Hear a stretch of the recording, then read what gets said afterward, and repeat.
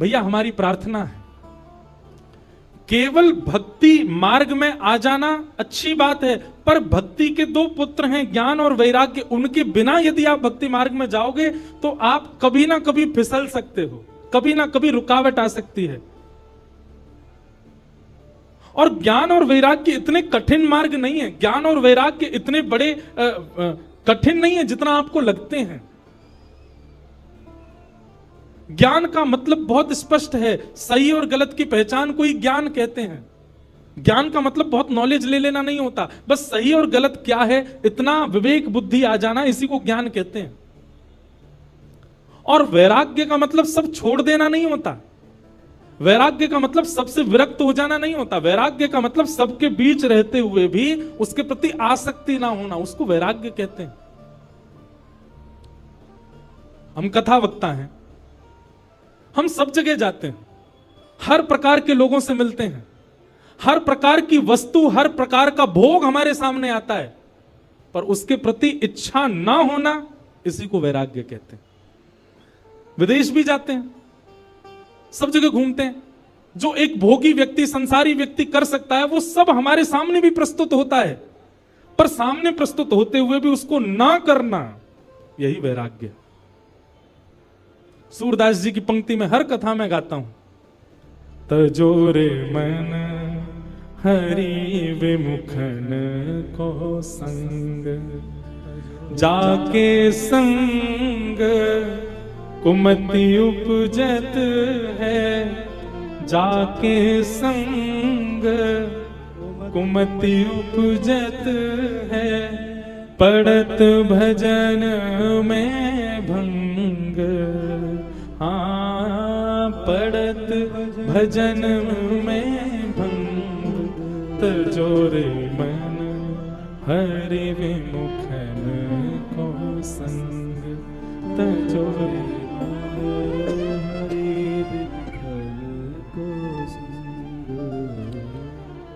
उन सब भावों का, उन सब वस्तुओं का त्याग करना है जिनसे ठाकुर जी की भक्ति कम होती है। प्याज और लहसुन खाना पाप नहीं है, आपको नरक नहीं जाना पड़ेगा उसके बदले, पर अगर आपके चित्त में प्रेम भक्ति है और आप इन तामसी वस्तुओं का यदि बहुत सेवन करते हैं तो प्रेम लक्षणा भक्ति कम हो जाएगी। आपके मन में त्याग की स्थिति है, आप बहुत जल्दी डिटैच हो जाते हैं चीजों से, लेकिन आप तामसी वस्तुओं का सेवन करते हैं तो आपके डिटैचमेंट की जो स्थिति है वो नष्ट होती चली जाएगी। साधक स्थिति, भक्त स्थिति हमारी कम होती है इन सब वस्तुओं के सेवन, इसलिए उसको मना किया गया। वो सब भाव वर्ज्य बताए गए हैं भक्ति मार्ग में जिनसे ठाकुर जी की प्रेम लक्षणा भक्ति कम होती हो,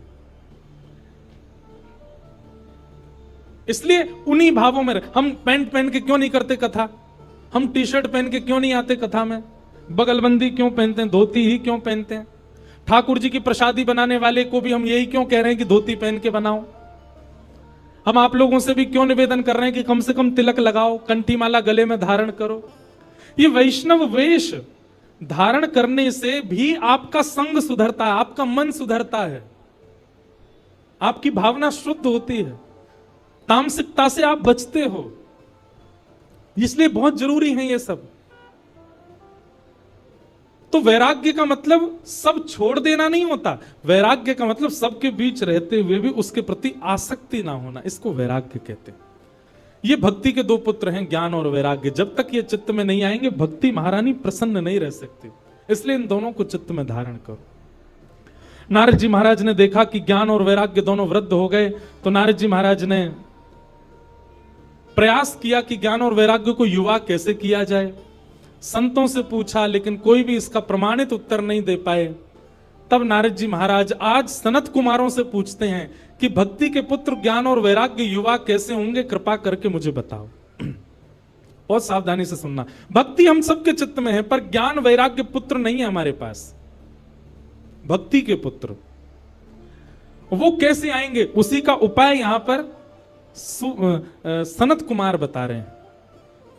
और सनत कुमार कहते हैं ज्ञान वैराग्य की पुष्टता के लिए, ज्ञान वैराग्य के लिए, युवावस्था के लिए क्या करना है, सत्कर्म सूचको नूनम ज्ञान यज्ञ स्मृतो बुधै श्रीमद् भागवतालाप सतुगीत सुखादि। बोले भक्ति के सहित ज्ञान और वैराग्य को यदि चित्त में युवान करना है तो भागवत की कथा सुनो। श्रीमद् भागवत की सप्ताह कथा को ध्यान पूर्वक एक एक शब्द को श्रवण करो। सप्ताह पूर्ण होते क्या होगा, आपके चित्त में भक्ति के पुत्र ज्ञान और वैराग्य दोनों युवा हो जाएंगे। विवेक बुद्धि जागृत हो जाएगी, सही गलत में पहचान अपने आप प्रकट हो जाएगी, अपने आप डिटैच होना शुरू कर दोगे। देखिए, डिटैचमेंट का मतलब केवल किसी वस्तु व्यंजन व्यक्ति से दूर हो जाना नहीं होता। डिटैचमेंट का मतलब और क्या होता है, विरक्ति का मतलब और क्या होता है, आपके घर में कुछ ऐसी वारदात हो गई, भगवान ना करे कुछ हो, ऐसा कुछ हो गया जिसके कारण आप बहुत विचलित हो गए। विचलित आप कब होगे, परेशान आप कब होगे, जब आपके चित्त में विरक्ति नहीं होगी। लेकिन कथा आपको ऐसा बना देगी कि फिर चाहे जीवन में जो हो जाए, आपकी लाइफ के साथ चाहे जो कुछ हो जाए, आप उससे टूट नहीं सकते, आप उससे परेशान नहीं हो पाओगे। व्यक्ति टूट जाता है, गिर जाता है, बिखर जाता है और फिर कोसता है ठाकुर जी को, मेरे साथ ये क्या हो गया। ये वही व्यक्ति करता है जो आध्यात्मिक नहीं है। लेकिन आध्यात्मिक व्यक्ति कभी टूटता नहीं, कभी बिखरता नहीं, कभी परेशान नहीं होता। वो अपनी जीवन में आने वाली परिस्थितियों से जूझना सीख जाता है और ये भागवती सिखाती है उसको। सुदामा जी महाराज के जीवन में नहीं आई थी, बहुत विषम परिस्थितियां आई। मीराबाई के जीवन में नहीं आई, बहुत विषम परिस्थितियां आई। अरे कहां तक कहें, जिस पति से विवाह हुआ मीराबाई का, बस वे ही एक सपोर्टर थे उनके ससुराल पक्ष में, और कोई सपोर्ट नहीं करता था मीराबाई को। वे भी कुछ महीनों बाद ही भगवत धाम चले गए, अकेली मीराबाई रह गई अपने परिवार में। लेकिन फिर भी कभी टूटी नहीं मीराबाई, अपने ठाकुर जी की भक्ति करती हैं। राणा ने, उनके देवर ने जब राजपाट संभाला मेवाड़ का, तो मीराबाई के लिए बोले कि ये बहुत चरणामृत पीती है, इसको विष पिला दो। विष भेज दिया, विष तक पान किया। ठाकुर जी को हरण करवाने के लिए ना जाने क्या क्या किया। मीराबाई के चरित्र पर, मीराबाई के उनके स्वभाव पर, उनके चरित्र पर उंगली उठाने के लिए मन चले लोगों तक को भेजा उनके कक्ष में, पर मीराबाई कभी टूटी नहीं, लड़ती रही, क्योंकि उनका विश्वास प्रगाढ़ है। उनकी भक्ति इतनी चित्त में जागृत हो चुकी है कि वो इन सब परिस्थितियों से परेशान नहीं होते। एक बात कहें, साधक की, भक्त की परेशानी ये नहीं होती कि मेरी जॉब नहीं लग रही है, या मेरे पैसे मैं इतने नहीं कमा पा रहा, बच्चे मेरी सुन नहीं रहे, या मेरे मन चाहे काम नहीं बन पा रहे। उसकी परेशानी का एक ही काम होता है, एक ही कारण होता है, क्या, वृंदावन जाने का मन हो रहा है, जा नहीं पा रहा, कथा सुनने का मन हो रहा है, मैं पहुंच नहीं पा रहा, सेवा करने की बहुत इच्छा हो रही है पर ठाकुर जी सेवा करा नहीं रहे। उसकी यही पीड़ा रहती है। मीराबाई की पीड़ा यह नहीं है कि उनकी ननद, उनके देवर, उनकी सास, उनका पूरा परिवार उनका विपक्षी है। उनकी पीड़ा केवल यही है कि नाथ, मैं वृंदावन कब जाऊंगी, मैं आपके उस धाम का दर्शन कब करूंगी।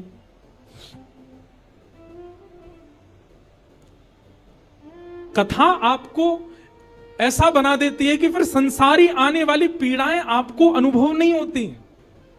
आपकी पीड़ा का कारण केवल ठाकुर जी हो जाते हैं कि ठाकुर जी क्यों नहीं मिल रहे हैं।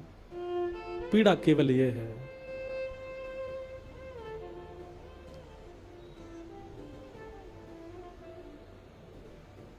मीराबाई का एक पद, वैसे तो सारे पद ही मीराबाई के बहुत अच्छे हैं, एक से एक पद है मीराबाई के। बंधुओं, कभी मीराबाई के, आज विपराग जी मुझको बोल रहे थे कि महाराज जी अगले वर्ष जब चंडीगढ़ में कथा हो, इसका मतलब अगले वर्ष भी आएंगे हम। तो आपका भाव था महाराज जी अगले वर्ष जब कथा हो तो आप मीरा चरित्र सुनाइएगा। मीराबाई का चरित्र अब उन्होंने कहा है, बाकी तो हमारे लाल जी की इच्छा, क्या कहेंगे तो ठाकुर जी जाने। मीराबाई के बड़े सुंदर सुंदर पद हैं। मीराबाई कहती हैं, उनको कोई आके कहता तुम्हारे देवर इतना कष्ट देते हैं, तुम्हारी ननद इतना कष्ट देती है, छोड़ के चले जाओ ना इस परिवार को। मीराबाई कहती नहीं, जब तक कोई गुरुजन आज्ञा नहीं कर देंगे तब तक नहीं जाऊंगी। सहती रही मीराबाई। फिर एक दिन गोस्वामी तुलसीदास जी ने जब उनको आज्ञा की, जाके ही अनराम वैदेही तजियता ही कोटि वैरसम यद्यपि परम स्नेही। वो कितना भी स्नेही क्यों ना हो, यदि उसके चित्त में ठाकुर जी नहीं है तो उसका त्याग कर दो। जब गोस्वामी तुलसीदास जी ने पत्र लिख करके मीराबाई को भेजा, तब मीराबाई ने अपने गिरधर गोपाल को उठाया, तब घर छोड़ करके अपने ससुराल को छोड़ के फिर वृंदावन आई। तब तक छोड़ा नहीं। मीराबाई से कोई कहता इतनी पीड़ा आपको देते हैं, आपको पीड़ा नहीं होती? मीराबाई कहती हैं, पल पल पिय को रूप निहारूं, निरख निरख सुख पाती। पल पल पिय रूप निहारूं, निरख निरख सुख पाती। मीराबाई कहती है पीड़ा तो देते हैं, पर जैसे ही पीड़ा आती है ना, तो पीड़ा आने पर मुझको लगता है कि ये मेरे साथ ऐसा क्यों कर रहे हैं। पर उसी समय मैं अपने लाल जी को जब देखती हूं तो लाल जी को देख करके लगता है मुझ पे चाहे जितनी पीड़ा आ जाए, ये तो मेरा साथ नहीं छोड़ रहे ना, ये मेरे संगी हैं। तो जब वे लोग पीड़ा देते हैं तो पीड़ा होती है, पर मैं तब लाल जी को देख रही तो लाल जी को देख करके मेरी पीड़ा दूर हो जाती है। आहा, यह संसार सकल जग झूठा झूठा कुल रानाता। यह संसार सकल जग झूठा झूठा कुल रानाता। इनकी पीड़ा मुझे कहां लग सकती है? झूठे लोग हैं ये, इनसे मेरा कोई संबंध नहीं है। साचे एक राधा रमण जो मेरे साथ हैं, मुझे पीड़ा क्यों होगी? यह संसार सकल जग झूठा झूठा कुल रानाता। यह संसार सकल जग झूठा झूठा कुल रानाता। मीरा के प्रभु गिरधर नागर, मीरा के प्रभु साचे केवल मेरे नाथ हैं। मीरा के प्रभु नटवर नागर, मीरा के प्रभु नटवर नागर।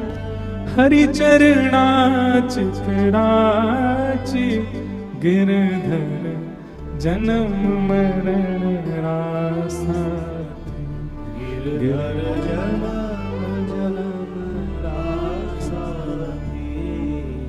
मीराबाई गा रही हैं, हम भी गाएं। गिरधर जन्म मरण रासा थे, गिरधर जन्म मरण रासा थे। गिरधर जन्म मरण रासा थे। गिरधर जन्म मरण रासा थे। ओ आए नाय बिसरू में दिन राती।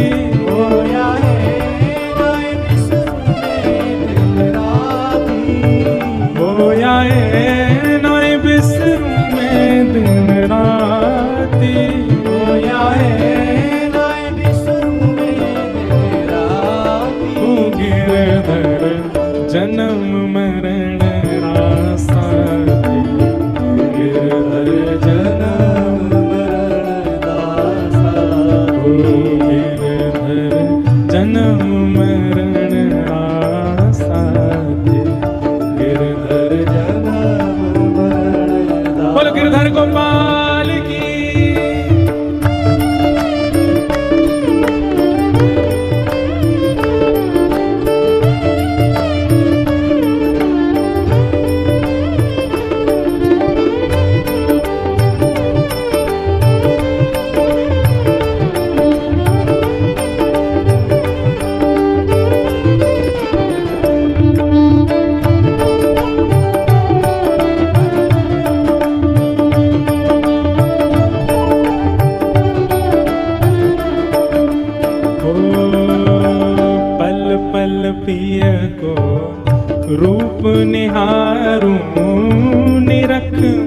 निरख सुख पाती,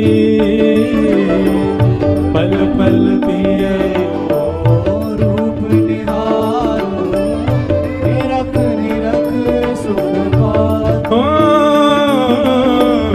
पल पल पिय को रूप निहारूं, निरख निरख सुख पाती, पल पल पिय को रूप निहारो, निरख निरख सुख पाती।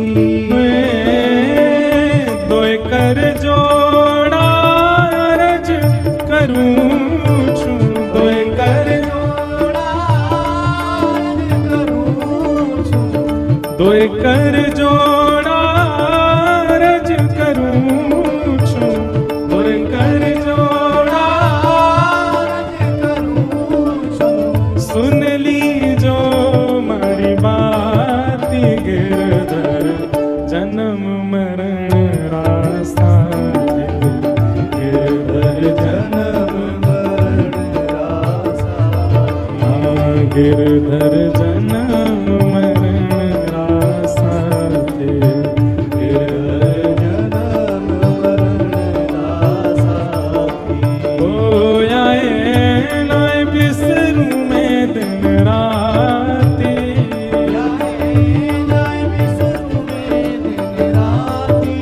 ओ आए नाय बिसरूं मैं दिन राती,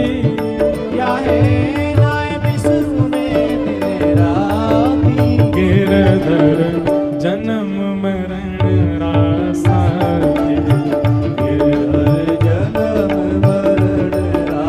करताल बजा के गा, बोल वृंदावन बिहारी लाल की।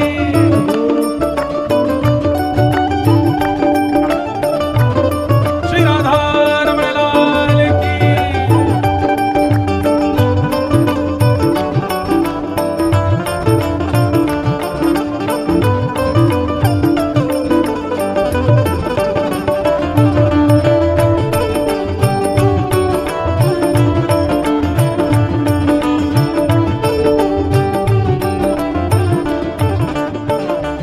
ओ यह संसार सकल जग झूठा, झूठा कुलरा नाता,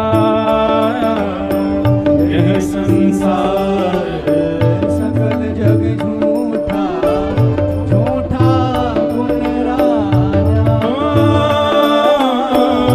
यह संसार सकल जग झूठा, झूठा कुलरा नाता, यह संसार सकल जग झूठा, झूठा तो साचा कौन है? मीरा के प्रभु गिरधर नागर, मीरा के प्रभु गिरधर नागर, मीरा के प्रभु नटवर नागर, मीरा के नटवर नागर। ओ हरि चरणा चितराची, गिरधर जन्म मरण रासा, गिरधर जन्म मरण रासा, गिरधर जन्म मरण रासा, गिरधर जन्म मरण बाप से गोविंद मेरो है, गोपाल मेरो है, मेरो है, गोपाल मेरो हे मेरा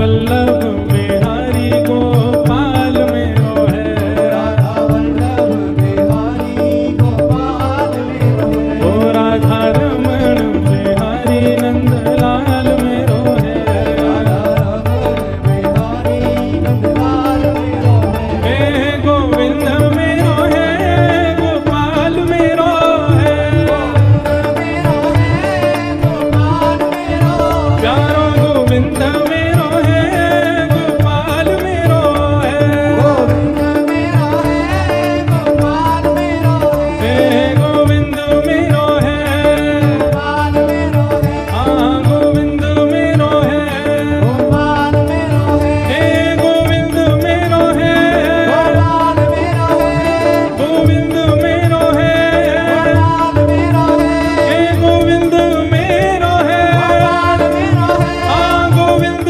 मेरो है, गोपाल मेरो है, हाँ गोविंद मेरो है, गोपाल मेरो है, हे गोविंद मेरो है, गोपाल मेरो है, हे गोविंद मेरो है, गोपाल मेरो है, हे गोविंद मेरो है, गोपाल मेरो है, हे गोविंद मेरो है, गोपाल मेरो है, हे गोविंद मेरो है, गोपाल मेरो है, हाँ गोविंद मेरो है, गोपाल मेरो है, हाँ गोविंद मेरो है, गोपाल मेरो है, हे गोविंद मेरो है, गोपाल मेरो है, हे गोविंद मेरो है, गोपाल मेरो है, हे गोविंद मेरो है, गोपाल मेरो है, हाँ गोविंद मेरो है, गोपाल मेरो है, हे गोविंद मेरो है, गोपाल मेरो है, हाँ गोविंद मेरो है, गोपाल मेरो है, जय जय श्री राम, जय जय श्री राम, जय जय श्री राम।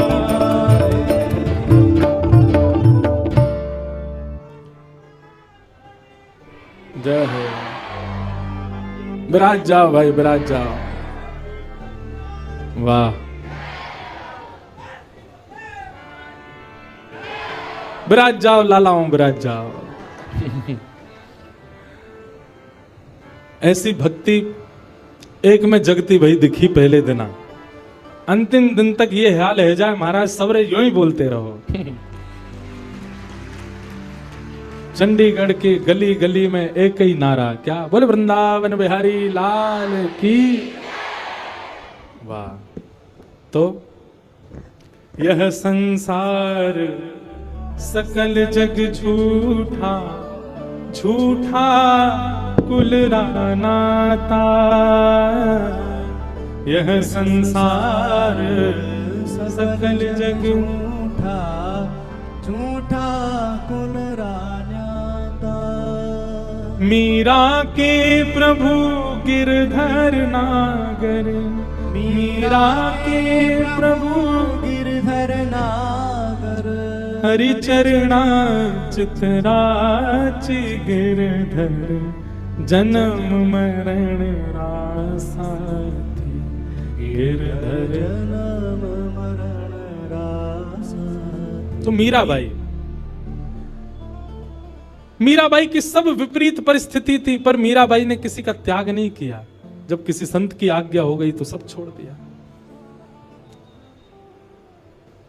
तो कथा जो है हमको कैसा बनाती है कि फिर संसार के अर्थ तो आएंगे जीवन में, लेकिन आपको अनुभव नहीं होगा उनका। अभी संसारी व्यक्ति का स्वरूप कैसा होता है कि दाल में नमक नहीं है तो वो एक ही रोटी खाएगा फिर। लेकिन आध्यात्मिक व्यक्ति का स्वरूप कैसा हो जाता है कि जैसा बना है इतना मिल जाए कि हमसे भजन ना छूटे, वो पा ही लेगा।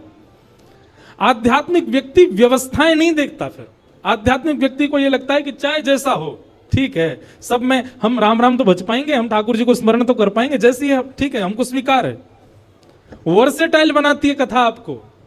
और क्षमा कीजिएगा, ऐसे कथा सुन सुन के नहीं बन पा रहे हो तो आप कथा सुन नहीं रहे हो, टाइम वेस्ट करते हो आकर के। कथा सुन करके तो ऐसे हो जाओ सहज, चाहे जैसी स्थिति जैसी परिस्थिति, संसार में जैसे लोग, जीवन में जितने आर्त विपत्ति पीड़ा कष्ट, आप प्रसन्न ही रहो, आप अपने समभाव में रहो। कोई दिक्कत आपको दिखनी नहीं चाहिए, होनी नहीं चाहिए। और छोटी छोटी बात पर सिर चढ़ जाता है आपका। ठाकुर जी मन में विचार करेंगे जाते मैं कैसे मिलूं, जो नेक नेक सी बात पे तो या को मूड चढ़ जाए, और मेरो तो स्वभाव है खेलनो, और मैंने कहीं जाके या तो नेक खेल कर दियो सोई रोन लगेगा। अब देखो गोविंद दास जी एक अष्ट सखाओं में एक सखा हुए गोविंद दास, देखो यहाँ अष्ट सखा भी बैठे हैं, पीछे दिख रहे हैं ना, ठाकुर जी के बगल में 1 2 3 4 सखा यहाँ बैठे हैं, 4 सखा इधर बैठे हैं। तो गोविंद दास जी एक गोविंद दास सखा हुए ठाकुर जी के। अब ऐसी लीला है कि पढ़े लिखे लोग तो इस लीला को सुनकर के बोलेंगे बताओ ऐसा भी होता है, पर वास्तविकता यही है। तो गोविंद दास जी ठाकुर जी उनके साथ खेलते थे। गुसाई जी तो आरती करते श्रीनाथ जी की, और सामने बैठे गोविंद दास को देख करके ठाकुर जी अपने सहन चलाते। गोविंद दास कहते डट जाओ आरती चल रही है अभी, और किसी दर्शनार्थी को नहीं दिखता था, बस गोविंद दास को दिख रहा है, सूरदास जी को दिख रहा है, चीत स्वामी जी को दिख, इन अष्ट सखाओं को ही दिखता था। महाराज ऐसी ऐसी लीला गोविंद दास जी के संग करते। गुसाई जी श्रृंगार कर रहे हैं ठाकुर जी का, तो श्रृंगार में मोतियों की लड़ पहना रहे हैं। अब गुसाई जी तो श्रृंगार करते करते इधर उधर कहीं गए, सामने बैठे गोविंद दास पद गा रहे हैं। आज ठाकुर जी की पीतांबर अति सोहे, गले में वैजंती माला अति सोहे, सिर पर मुकुट अति सोहे। ठाकुर जी यहां मोती उठा रहे हैं, मोती उठा करके गोविंद दास पे मार रहे हैं। गोविंद दास के सिर पे महाराज गुम्माटा उठ गया। गुम्माटा समझते हैं, कभी कभी सिर में जोर से लग जाए तो ऐसे उठ जाता है ना, गोविंद दास का सिर में गुम्माटा उठ गया। तो गोविंद दास पद गाते गाते देखिए ठाकुर जी मोती मार रहे हैं, ऊपर से ठाकुर जी ऐसे सींग दिखा रहे हैं। ये लीला गोविंद दास को दिख रही है, बाकियों को ठाकुर जी ऐसे ही दिख रहे हैं। तो गोविंद दास बोले अच्छा तो बताऊं, रुक जा। मोती उठा करके ठाकुर जी पे मारा। अब ठाकुर जी पे जैसे ही मारने लगे, इतने में गुसाई जी आया, तो गुसाई जी में लग गया वो। गुसाई जी बोले गोविंद दास जी क्या कर रहे हो तू, हैं ठाकुर जी मोती मार रहे हो। गोविंद दास से हाथ धर के गए, देखो गुम्माटो उठ गो मेरो, तुम्हारो लाला मारे तब कोई बात नहीं, या समझा लो पहले, बहुत मारे हमें। ऐसे ठाकुर जी लीला करते थे। गुसाई जी गोविंद दास को हृदय से लगाते, गोविंद दास तू कितना भाग्यशाली, लाला खेले तेरे संग में। दोपहर में हमारे ब्रजमंडल में सारे मंदिर बंद हो जाते हैं 12-1 बजे। उसका भाव यह है कि ठाकुर जी गैया चराने गए हैं। अब तो दोपहर के समय जैसे मंदिर बंद होते, ठाकुर जी महाराज फेंटा कस के आ जाते, ए गोविंदा चल खेलवे चल रहे हैं। ठाकुर जी गोविंद दास के संग खेलने जाते। एक दिन ठाकुर जी बोले गोविंदा तू घोड़ा बन जा, मैं तेरे ऊपर बैठ के डोलूंगो। गोविंद दास जी घोड़ा बन गए। घोड़ा बन के ठाकुर जी ऊपर बैठ गए, और गोविंद दास की 2 पौनी बना दी ऐसी, और 2 पौनी इनको ऐसे पकड़ पकड़ के ठाकुर जी चला रहे हैं। और ठाकुर जी तो खेले भैया, कछु भी कर सकें। इसलिए भैया ज्यादा नखरेबाज यदि हो तो ये बात लिख लियो, ठाकुर जी ना मिलवे वाले आप हैं, नेक्से से नमक पे, मिर्ची पे, नींबू पे, ये घर में अधर कर दियो महाराज, ऊधम मचा दियो, ऐसी नहीं चलो रात भर सोए नहीं। इतने अव्यवस्थित यदि हो तो यूं समझ लियो ठाकुर जी नहीं मिलेंगे आपको, क्योंकि ठाकुर जी तो व्यवस्था छीनते हैं, उल्टा करते हैं ठाकुर जी। गोविंद दास के ऊपर बैठ गए और उसको चलाने लगे। अब चलते चलते गोविंद दास रुक गए, तो ठाकुर जी बोले ए गोविंदा चल, ए मेरे घोड़ा चल। गोविंद दास जी बोले जय जय जय जय, नेक उतर जाओ। ठाकुर जी बोले काय को? गोविंद दास जी बोले लघु शंका लगी है, नेक मुझे जानो है, नेक उतर जाओ। ठाकुर जी बोले ऐसी बात कर रहे हो गोविंदा, हैं कोई घुड़सवार घोड़ा पे बैठ के घूमे और घोड़ा को लघु शंका आवे तो वो का यूं के भैया नेक उतर जा, मैं लघु शंका करके आऊं, फिर बैठी हो मेरे ऊपर। गोविंदास जी बोले तो कहा आज्ञा? बोले आज्ञा वो ये जो कह रहा हूं, जैसे घोड़ा बिना आज्ञा लिए अपने व्यक्ति को ऊपर बैठा के सब काम कर ले, बस तू कर ले। तो गोविंदास जी ऐसे घोड़ा बन करके चल रहे हैं, ठाकुर जी ऊपर बैठे हैं और सब कर आए काम। अब इतने में ही कोई व्यक्ति वहां से जा रहा था। अब उस व्यक्ति को ठाकुर जी नहीं दिख रहे हैं, उसको गोविंदास चलते चलते दिख रहे हैं। उसने जब देखा, अरे राम राम राम राम जी, गोविंदास ये क्या कर रहा है? हैं घोड़ा बन के चल रहा है, वस्त्रों में ही सब कर रहा है। वो दौड़ करके गया और गोसाई जी से जाके शिकायत कर दी। बोले आप गोविंद दास को इतना सिर पे चढ़ा रखा है, आप उसको ठाकुर जी के सामने बैठा देते हो, पद गाने की सेवा देते हो, आप इतनी उस पर अनुग्रह कृपा। भैया सुनो, ओ भैया पानी बांटवे वारे सुनो, जे पानी तब बटेगो जब भजन होएगो, कथा में पानी नहीं देना कोई। मुझे भी तो प्यास लग रही है, मोते तो पूछी ना तुमने, जनता में बांट रहे हो। भाई देखो श्रोताओं, हमारी बात सुनो। कथा ऐसे सुनो जैसे व्यास जी कथा सुनाते, बिना फोन चलाए, बिना पानी पिए, बिना उबासी लिए, बिना इधर उधर हुए, एक चित्त आपको हम देखते रहते हैं। 3:30 बजे से बैठे हैं, कितने बज गए? 6:30। हमने पानी पिया। पानी पीने को मना नहीं है, पर जब भजन कीर्तन हो तब पियो, है ना।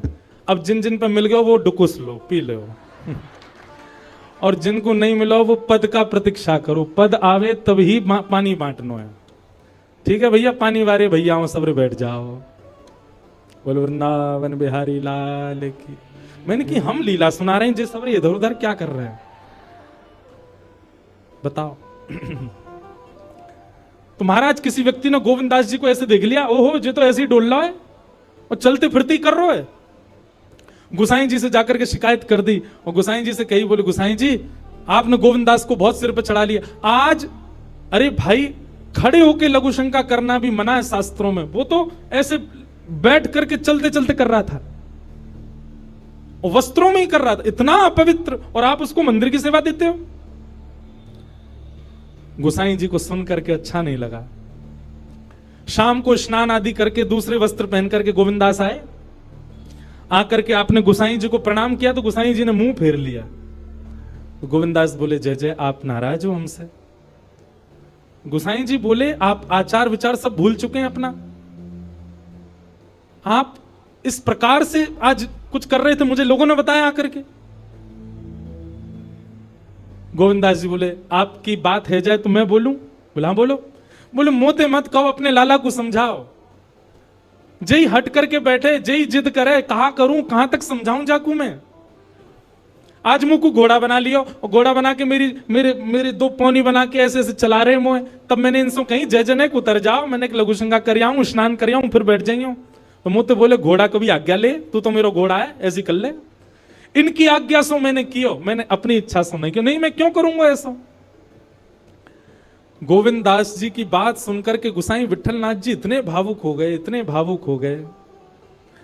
उस दिन गुसाई जी ने नियम बना दिया, सबको बोल दिया, बोले सुनो, आज के बाद गोविंदास कुछ भी करे इसकी शिकायत हमसे मत करना। क्यों? गोविंदास अपनी इच्छा से कुछ नहीं करता, जय जय कराते हैं उससे, ठाकुर जी कराते हैं उससे, इसलिए गोविंदास की। तो ये कथा हमने क्यों सुनाई आपको? ये कथा हमने उन लोगों को सुनाई है जिनके नखरे बहुत हैं, जो देहाभिमान शून्य नहीं है, जिनका देह इतना अभिमानी हो चुका है कि उस देह के अकॉर्डिंग यदि कुछ ना मिले तो वो विचलित हो जाते हैं। उस देह के हिसाब की अगर कोई वस्तु ना मिले तो वो ऐसे हो जाते हैं, मतलब लड़ लेंगे किसी से, कुछ भी कर देते हैं। इतना ज्यादा देहाभिमानी व्यक्ति यदि हो गया, ठाकुर जी उसको नहीं मिल सकते। घर में जो बने प्रेम से पाले, जैसी व्यवस्था मिले प्रेम से सहले, जैसा व्यक्ति मिले, जैसा व्यवहार मिले, जैसा आपके साथ होवे, सबको स्वीकार कर लेवे। ठाकुर जी वास्तव में, ठाकुर जी विपरीत स्थिति देख के आपको चेक करते हैं कि ये अब विचलित होगा कि नहीं। हमारा विचलन ठाकुर जी को संकेत कर देता है कि हम उनके योग्य नहीं हैं। इसलिए भैया, परीक्षा आने पर सिर पकड़ के वही बालक बैठता है जो पढ़ता नहीं है, लेकिन जो पढ़ा लिखा बालक होता, अच्छे से जिसने अध्ययन किया, वो तुरंत कलम उठा के लिखना शुरू कर देता है। ऐसे आध्यात्मिक व्यक्ति है। आध्यात्मिक व्यक्ति कथाओं में जाकर के सत्संग सुनकर के वो इतना देहाभिमान शून्य हो चुका है कि जीवन में आने वाली विपरीत अवस्था रूपी परीक्षा, उसको देख करके वो सिर पे हाथ नहीं धरता, परेशान नहीं होता, उसका हल करता है, उससे निवृत्त होता है। इसलिए कथा सुनने के बाद कथा ने आपको स्वीकार किया, इसका एक प्रमाण यह है कि फिर आपके साथ जो हो आप उसमें विचलित नहीं होइएगा। अगर आप विचलित होते हैं, अगर विचलन आपके चित्त में आ जाती है, तो इसका मतलब अभी कथा सुनने में, भक्ति करने में, भजन करने में कहीं चूक आप कर रहे हो। सूरदास जी का एक बहुत अच्छा पद है, पूरा मुझे अभी याद नहीं, मैं एक दिन सुनाऊंगा, एक पंक्ति सुना दूं।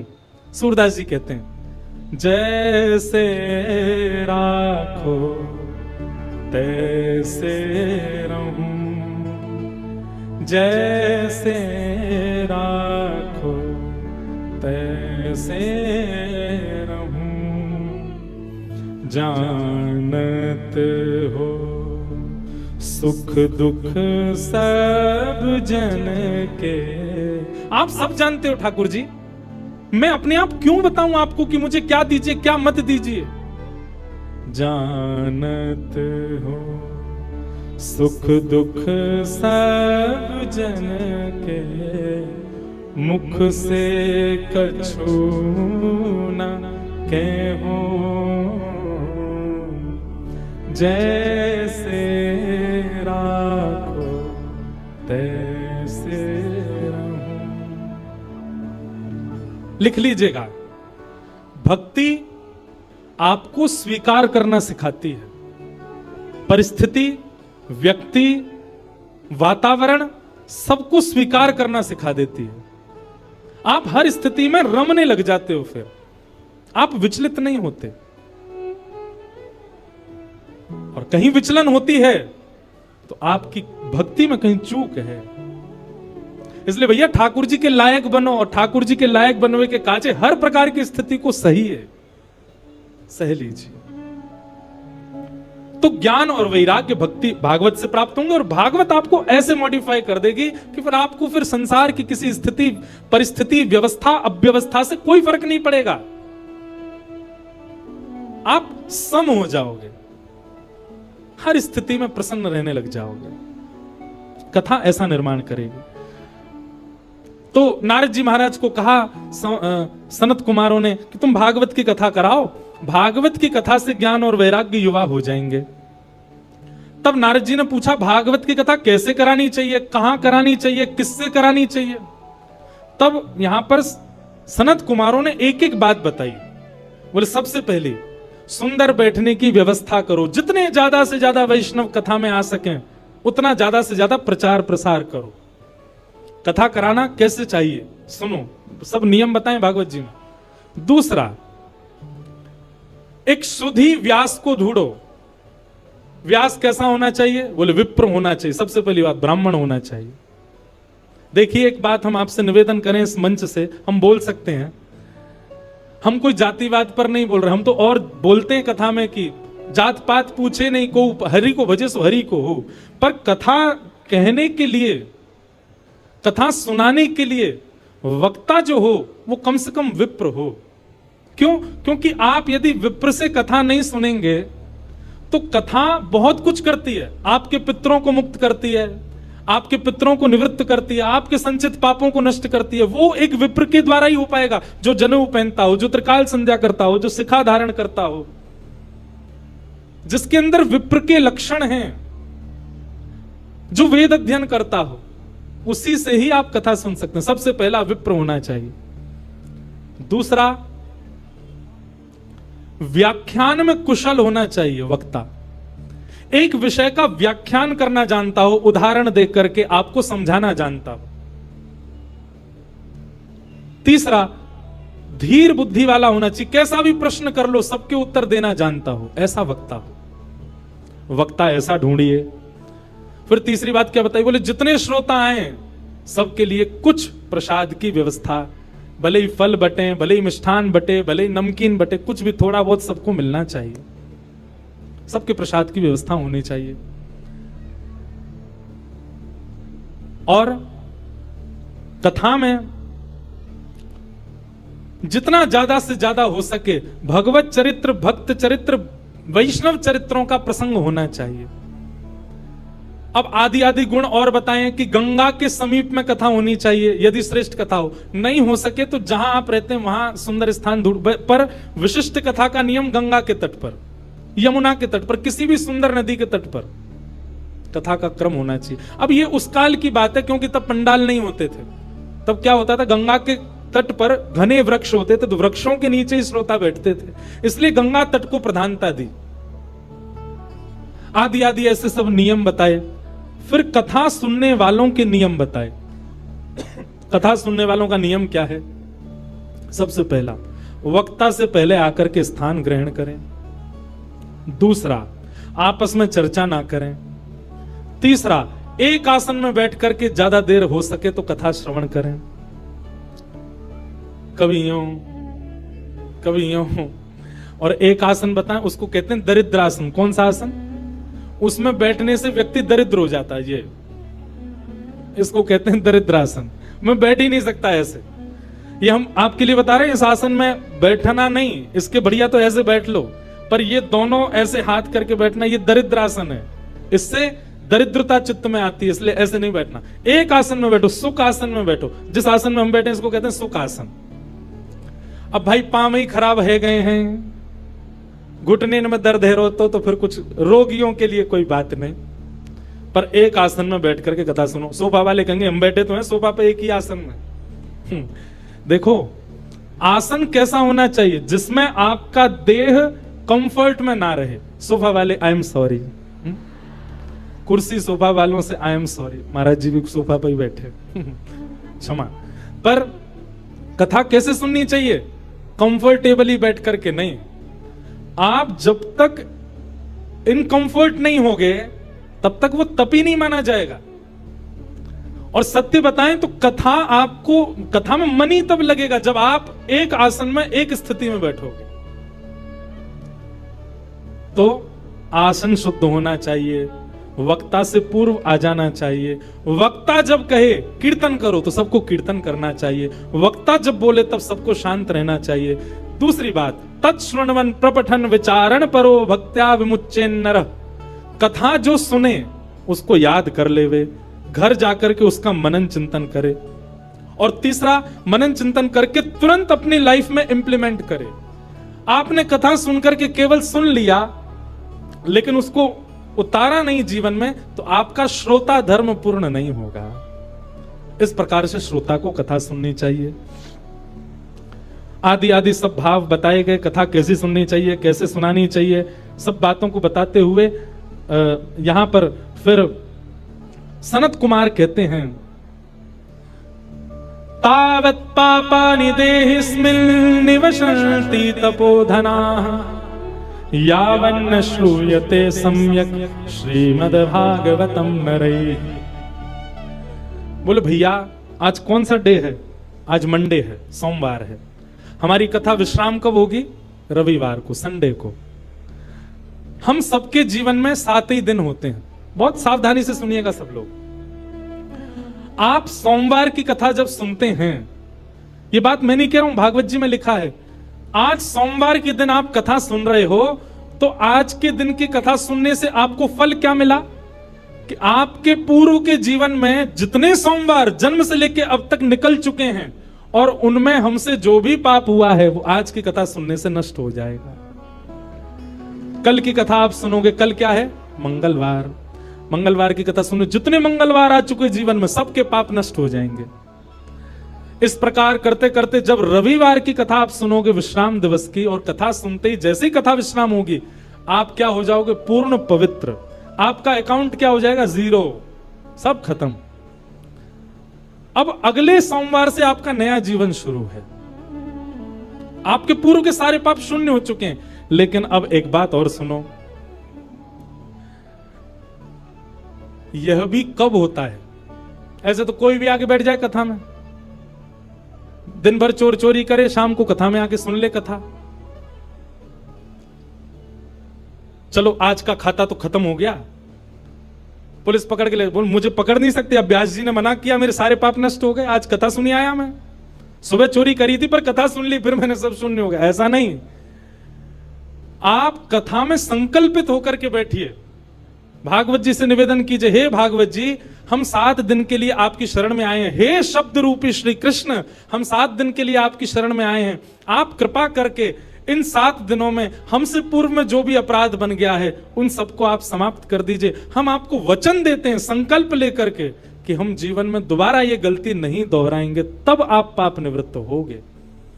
अच्छा, उसमें शर्त एक और होती है। भागवत जी ने 7 दिन में आपको पवित्र कर दिया और कहीं आपने 7 दिन बाद उन चीजों को पुनः दोहराया। जैसे आप तंबाकू खाते थे, सिगरेट पीते थे, नशा करते थे, जो भी करते थे, आपने संकल्प लिया भागवत जी हमने पूर्व में जो जो किया उन सबको आप समाप्त कर दो, हम वचन देते हैं अब नहीं करेंगे। तो भागवत जी आपको पवित्र कर देंगे 7 दिन में। लेकिन 7 दिन बाद जीवन में फिर कभी आपने वो क्रिया की तो फिर जितनी आपकी नष्ट हुई है मल्टीप्लाई इनटू 1000 होकर के दोबारा लग जाएगी। 1000 गुना ज्यादा होकर के आपको वह पाप पुनः लग जाएगा। इसलिए भैया, जो अपने व्यसन नहीं छोड़ सकते, हम मंच से कह रहे हैं कल से कथा में आप नहीं आइएगा, क्योंकि आप उस व्यसन को नहीं छोड़ पा रहे हैं और कथा आप सुन रहे हैं, क्या फायदा? मल्टीप्लाई इनटू 1000 हो जाएगा और ज्यादा आपको पाप लग जाएगा। इसलिए कथा सुनने की सामर्थ्य वही लोग रखिएगा जो पुनः संकल्पित हो जाते हैं कि हम नहीं करेंगे। 2-4 लोग मुझे उठते से दिखाई दिए, नहीं बेचारे वो किसी को ढूंढ रहे फोन पे। मुझे लगा कि 2-4 लोग उठ रहे हैं, इसका मतलब यूं सोच रहे होंगे कि यार गलत फंस गए हम तो खतरा में, हम तो छोड़ ही नहीं सकते अपना व्यसन, और ये व्यास जी तो यहां तो पूरी कसम बसम खिला रहे हैं। भैया हमारी एक बात सुनो, संबंध किसको कहते हैं? जहां पर एक व्यक्ति अपने दूसरे प्रेमी के लिए स्वयं को बदलता है। कथा हम लोग ठाकुर जी से संबंध बनाने के लिए सुनते हैं, तो क्या हम इतना नहीं बदल सकते कि जो हमारे बुरे कर्म हैं, जो हम गलत क्रिया करते हैं, और विशेष रूप से सुनिए ध्यान से, पंजाब के हमारे युवा भाई बहन, वैसे तो यहां सब अच्छे ही बैठे हैं, पर आपके जो मित्र आदि हैं बहुत व्यसन में पड़े हुए हैं। पंजाब सबसे समृद्ध प्रांत है भारत का। जैसे शरीर में सारे पार्ट्स आपके ठीक हैं, पर माइंड खराब हो जाए तो सबको खराब करने की सामर्थ्य केवल माइंड में है। ठीक वैसे ही भारत के अनेक प्रांत हैं, पर भारत का सबसे समृद्ध प्रांत पंजाब है। इसका मतलब भारत की बहुत सी इकोनॉमी पंजाब के लोगों से चलती है। बिजनेस में देख लो, इंडस्ट्री में देख लो, गायकी में देखो, हर जगह पंजाबी आगे हैं।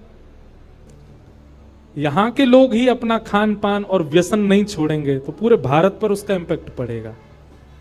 इसलिए हमारी युवाओं से प्रार्थना, जो जो कथा में बैठे हैं, अपने अपने सखा सखीन को पकड़ के लाओ कथा में और उनको सुनवाओ, और जब कथा सुन लेना वो पूरी 7 दिन, तब उनको ये वाली बात बताना, बोल अब तेने अगर पाप किया तो 1000 मल्टीप्लाई हो जाएगा। पहले ही बता दी तो डर के मारे आएगा ही नहीं, वो कह देगा वायरल हो गया मैं नहीं आ सकता। तो कथा आपको पवित्र करेगी। तावत पापानि देहेस्मिन्, पाप तब तक आपके शरीर में रहेगा जब तक आप कथा पंडाल में नहीं आए। कथा पंडाल में आते पाप सारे भाग जाते हैं, पर कब? जब श्रोता संकल्पित हो जाता है। ऐसी भागवत की कथा के बारे में बताया। और इस प्रकार अब ये कथा भक्ति ज्ञान वैराग्य की पुष्टता के लिए हो रही थी। तभी उस सभा में भक्ति महारानी अपने दोनों पुत्र के साथ आ गई, और दोनों पुत्र जो कि वृद्ध हो चुके, कथा में आते ही नवीन एव स्वरूपनी, नया स्वरूप हो गया, पकी हुई दाढ़ी बिल्कुल चली गई, बिल्कुल युवा हो गए दोनों। ज्ञान और वैराग्य भक्ति महारानी देख करके नृत्य करने लगी। भक्ति सुतौ तौ तरणौ गृहीत्वा प्रेमैक रूपा सहसा विरासीत्, श्री कृष्ण गोविंद हरे मुरारे नाथेति नामानि मुहुर्वदन्ति। भक्ति ज्ञान वैराग्य दोनों तीनों नृत्य करने लगे, युवावस्था में आ गए, और कहा महाराज बड़ी कृपा, इस कथा ने वो कर दिया जो कोई नहीं कर पाया। ज्ञान वैराग्य जो वृद्ध हो चुके थे दोनों युवा हो गए। भक्ति अपने युवा पुत्रों को देख करके प्रसन्न हो गई। तो भागवत जी क्या करती हैं? भक्ति ज्ञान वैराग्य को चित्त में युवा करती, उनको वो सोए हुए हैं उनको जगा देती हैं। कई बार कथा सुनने के बाद ऐसा भी हो सकता है कि 7 दिन में आपको इतना वैराग्य हो जाए कि आप घर वालों से कहो हम तो महाराज जी के संग ही जा रहे हैं, हमको नहीं रहना चंडीगढ़ में। वैराग्य आ गया है चित्त में, अब नहीं रहना हमको, महाराज जी की सारी लिस्ट आ गई, कथा के पीछे चल देंगे इनके। ऐसा वैराग्य आपको आ सकता है, पर वो वैराग्य नहीं है। वैराग्य किसको कहते हैं? सबके बीच में रहो, और बीच में रहते हुए भी किसी को भी अपने ऊपर हावी मत होने दो। 56 भोग आपके सामने है, पर आपकी जीव में पानी ना आवे, ये वैराग्य है। असंख्य सुंदरी नारियां आपके सामने, पर आप अपने ऊपर वश करके बैठे हो, ये वैराग्य है। अनंत सुंदर पुरुष आपके सामने आ गए, पर आप अपने बिल्कुल विरक्त भाव से वहां अपने मन को वश में करके बैठे हैं, ये वैराग्य है। ऐसा वैराग्य कथा दिलाती है। तो भक्ति ज्ञान वैराग्य पुष्ट होते हैं कथा सुनने से। इस प्रकार भागवत जी का प्रथम महात्म सत्र सुनाया गया। भागवत जी के दूसरे महात्म सत्र में धुंधुकारी की कथा बताई गई, जो कि अपने माता पिता की निंदा करता था, मारता पीटता था, उसको भी भागवत जी ने पवित्र कर दिया। इस प्रकार भागवत जी का महात्म्य सुनाया गया। ऐसे महात्मा को हम बारंबार प्रणाम करते हैं। बोलो वृंदावन बिहारी लाल। बंधुओं, आज महात्म्य हुआ है। कल से प्रथम स्कंद से कथा प्रारंभ होगी। ठीक 3 बजे हम मंच पर आ जाएंगे। आप 2:30 बजे तक आ जाओ। ये वचन आप हमको दीजिए कि आप 2:30 बजे तक आएंगे। और रही बात आपकी जॉब की, आपके कॉलेज की, आपके स्कूल की, डाल दो लीव, कह दो वायरल हो गया है, कछुदना कथा में ही आनंद कर लो। महाराज चंडीगढ़ की सुनो सुनो, बताओ लीव डालने पर कितने खुश हैं। चंडीगढ़ की ये सबसे बड़ी कथा हो रही है। कथाएं सब बड़ी होती हैं, पर ये बहुत बड़ा उत्सव हो रहा है। वृंदावन प्रकट हो रहा है, बधाई हो।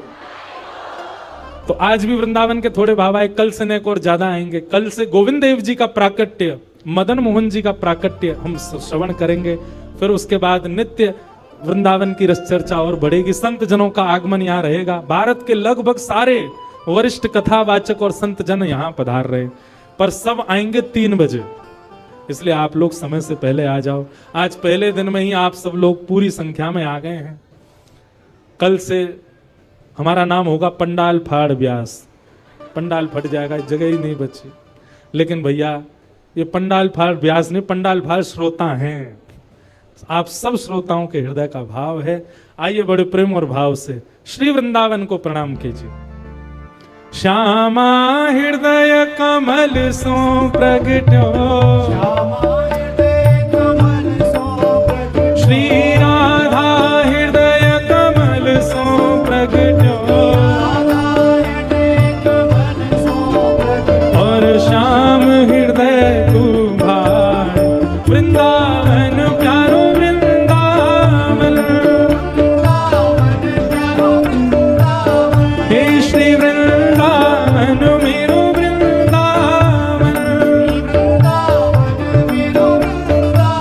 सब सुख सागर रूप उजागर रहे वृंदावन धाम, सब सुख सागर रूप उजागर रहे वृंदावन धाम, प्यारो रहे वृंदावन धाम, प्यारो रहे वृंदावन धाम। हे रूप गोस्वामी प्रकट कियो जहाँ, रूप गोस्वामी प्रकट कियो, श्री रूप गोस्वामी प्रकट कियो जहाँ, उजा उठा के राधा गोविंद रूप निधान, वृंदावन प्यारो वृंदावन, वृंदावन प्यारो वृंदावन, हे श्री वृंदावन मेरो वृंदावन, वृंदावन मेरो वृंदावन, रूप गोस्वामी प्रकट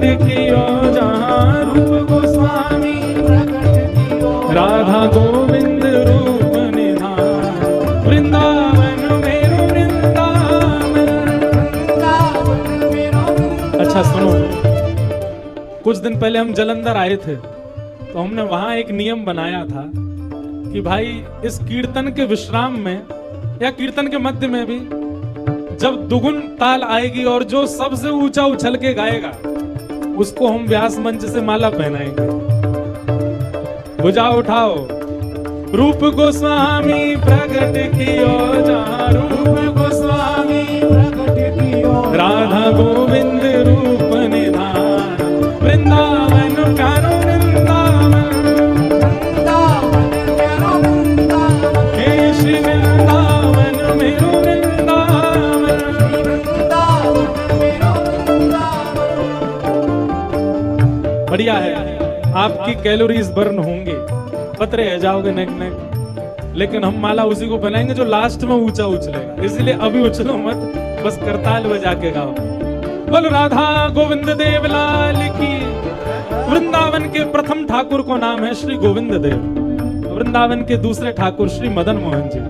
बिहरत निस दिन कुंज कलन में, ब्रज जन मन सुख धाम, बिहरत निस दिन कुंज कलन में, ब्रज जन मन सुख धाम, प्यारो ब्रज जन मन सुख धाम, प्यारो ब्रज जन मन सुख धाम।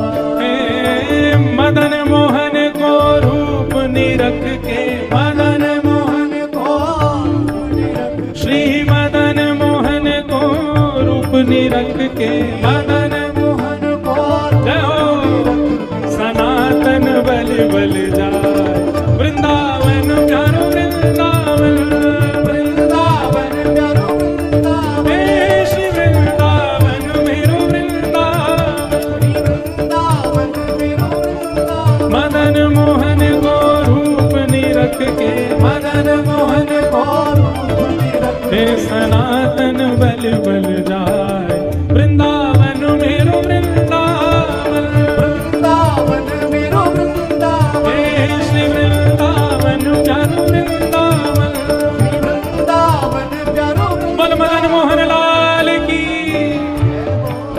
दूसरे ठाकुर श्री मदन मोहन, तीसरे श्री गोपीनाथ।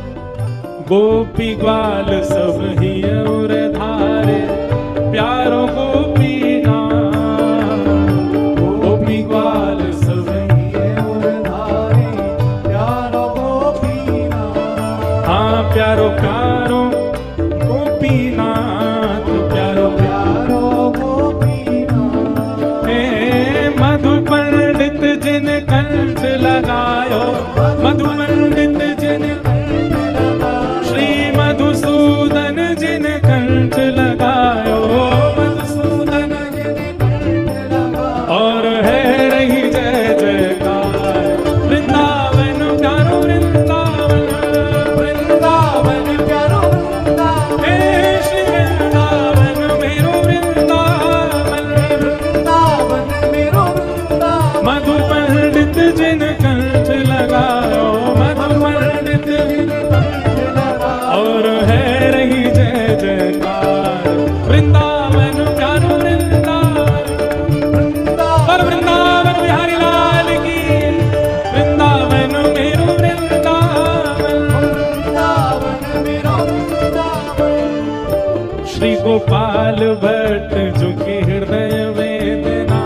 अच्छा सुनो एक खुशखबरी और बताएं, इस पद को ऑफिशियली रिकॉर्ड किया है हमारी आवाज में बी पराग जी ने। और वैसे एक बात बोल दें, ये ऑफिशियली हमारा ही है, हमारे गिरधर लाल जी ने ही लिखवाया है। तो बहुत जल्दी यह पद आप सबको ऑफिशियली मिलेगा और इतनी सुंदर इसकी जो वीडियो आदि बहुत सुंदर बन रही है। सारे आज अब क्या क्या है वीडियो में ये नहीं बताएंगे, वो तो समय आने पे पता चले। लेकिन बी पराग जी खूब मेहनत कर रहे हैं इस पद के पीछे, इसलिए एक बार इनको भी बधाई हो। हे श्री गोपाल भट्ट जो की हृदय वेदना प्रगट्यो शालिग्राम श्री गोपाल भट्ट जो की हृदय वेदना प्रगट्यो शालिग्राम प्यारो प्रगट्यो शालिग्राम प्यारो प्रगट्यो शालिग्राम कौन हे रूप सुधा को खान हमारो रूप सुधा को खान हमारो श्री वृंदावन में सब प्यारो वृंदावन में सब भुजा उठा के श्री राधा रमण जुला वृंदावन प्यारो वृंदावन वृंदावन प्यारो वृंदावन हे श्री वृंदावन मेरो वृंदावन वृंदावन मेरो वृंदावन रूप सुधा को खान हमारो सुधा को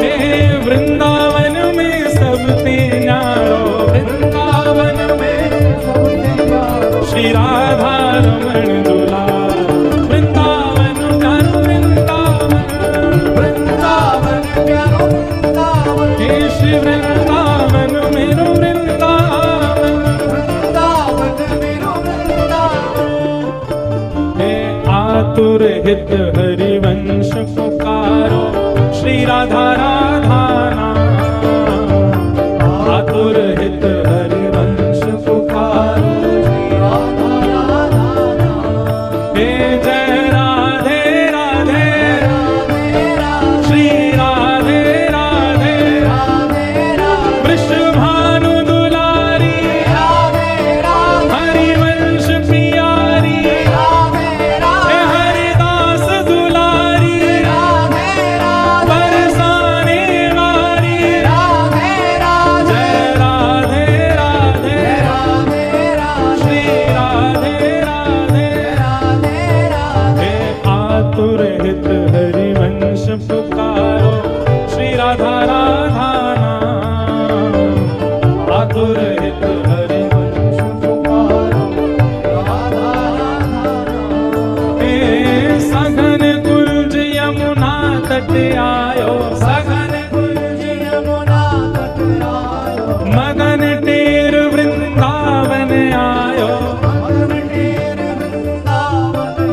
प्यारो राधा वल्लभ लाल, वृंदावन प्यारो वृंदावन, वृंदावन मेरो वृंदावन, हे श्री वृंदावन मेरो वृंदावन, वृंदावन मेरो वृंदावन, सघन कुंज यमुना तट आयो, सघन कुंज यमुना तट आयो। ओ प्यारो राधा वल्लभ लाल, वृंदावन मेरो वृंदावन, वृंदावन मेरो वृंदावन, हे श्री वृंदावन प्यारो वृंदावन। वृंदावन पूजा उठा के जय राधा वल्लभ हित हरिवंश, जय जय राधा वल्लभ हित हरिवंश, ओ जय जय राधा वल्लभ प्यारो हरिवंश, जय राधा वल्लभ प्यारो हरिवंश, ओ जय जय श्री वृंदावन श्रीवन चंद, जय जय वृंदावन श्रीवन चंद, ओ जय जय श्री वृंदावन श्रीवन चंद, वृंदावन जय हो ओ जय जय राधा वल्लभ प्यारो हरिवंश, जय राधा वल्लभ प्यारो हरिवंश, ओ जय जय राधा वल्लभ हित हरिवंश।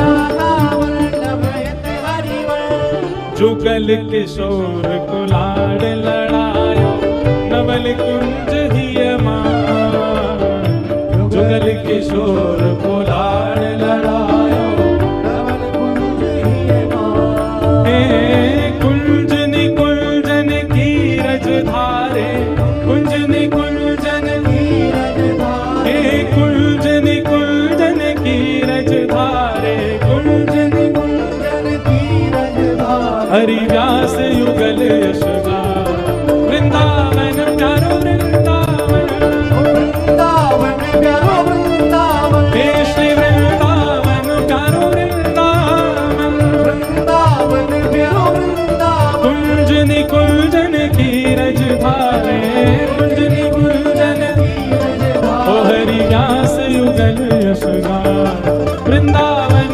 प्यारो वृंदावन, वृंदावन प्यारो वृंदावन, हे श्री वृंदावन मेरो वृंदावन।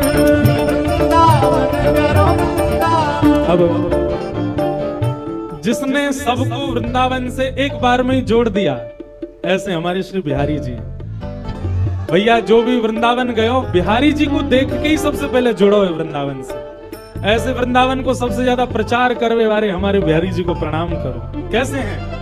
भुवन चतुर्दश की सुंदरता, निधिवन करत बिहार, भुवन चतुर्दश की सुंदरता, निर्मल करत बिहार, प्यारो निधिवन करत बिहार, प्यारो निधिवन करत ओ बिहार, प्यारो निधिवन करत बिहार, प्यारो निधिवन करत पूजा उठा के गाओ, हे श्यामा प्यारी कुंज बिहारी, श्यामा श्यामा प्यारी कुंज बिहारी, भैया स्वर इतनो जोर को होना चाहिए, चंडीगढ़ को पता चले कि वृंदावन प्रगट हेरो है। श्यामा प्यारी कुंज बिहारी, श्यामा प्यारी कुंज बिहारी, हे श्यामा प्यारी बांके बिहारी, श्यामा प्यारी बांके बिहारी, और जय जय श्री हरिदास, वृंदावन प्यारो वृंदावन, वृंदावन प्यारो वृंदावन, हे श्री वृंदावन मेरो वृंदावन, वृंदावन प्यारो वृंदावन, श्यामा प्यारी कुंज बिहारी, जय जय श्री हरिदास मुरारी, हे श्यामा प्यारी कुंज बिहारी, जय जय श्री हरिदास मुरारी, हे श्यामा प्यारी बांके बिहारी, जय जय श्री हरिदास मुरारी, हे श्यामा प्यारी बांके बिहारी, जय जय श्री हरिदास मुरारी, हे श्यामा प्यारी कुंज बिहारी, जय जय श्री हरिदास मुरारी, हे श्यामा प्यारी कुंज बिहारी, जय जय श्री हरिदास मुरारी, हाँ श्यामा प्यारी कुंज बिहारी, श्यामा प्यारी कुंज बिहारी, और जय जय श्री हरिदास, वृंदावन मेरो वृंदावन, वृंदावन मेरो वृंदावन, हे श्री वृंदावन प्यारो वृंदावन, वृंदावन प्यारो वृंदावन, बोल कुंज बिहारी लाल की। सप्त निधियों को प्रणाम। अब इन सप्त निधियों के अति प्रिय हमारे नेक्स्ट से गिरधर लाल बंधु, सुबह 11:30 से 12:30 लाल जी मिलेंगे। कहाँ मिलेंगे वो जब माइक लेंगे हमारे भैया, वो एड्रेस आपको बताएंगे। पर इतनी संख्या में मत आ जाना, अब हम कैसे बताएं। वहां लाल जी मिलेंगे, आप सब लोग आइएगा 11:30 से 12:30 सुबह, और तभी दर्शन करके आप सब लोग वहां से प्रस्थान करना। ऐसे प्यारे गिरधर लाल को सब लोग प्रणाम करो। जिनकी कृपा से यह रस प्रकटो वृंदावन अभिराम, जिनकी कृपा से यह रस प्रकटो वृंदावन अभिराम। हे प्यारो वृंदावन अभिराम, प्यारो वृंदावन अभिराम। हे सप्त निधिन को ही उजियारो, सप्त निधिन को ये उजियारो हम सबको मिलवावे वारो, हम सब मिलवावे वारो। वृंदावन प्रकट करावे वारो, वृंदावन प्रकट करवावे और यह उत्सव करवावे वारो, यह उत्सव करावे वारो। हे हमारो गिरधर लाल, वृंदावन प्यारो वृंदावन, वृंदावन प्यारो वृंदावन। हे श्री वृंदावन मेरो वृंदावन, वृंदावन मेरो वृंदावन। यह आनंद करवावे वारो, यह आनंद करवावे वारो। हे हमारो गिरधर लाल, वृंदावन प्यारो वृंदावन, वृंदावन मेरो वृंदावन। हे श्री वृंदावन मेरो वृंदावन। वृंदावन प्यारो वृंदावन। हाँ भाई, भुजा उठाओ सब लोग, भर लो श्वास अंदर। जय राधे राधे, राधे राधे जय राधे राधे, राधे राधे वृषभानु दुलारी, राधे राधे श्री कृष्ण प्यारी। राधे राधे। धन्यवाद कृष्ण सानू के साथ जुड़ने के लिए। वीडियो अच्छा लगे तो लाइक, शेयर और सब्सक्राइब करें। राधे राधे, जय श्री कृष्ण।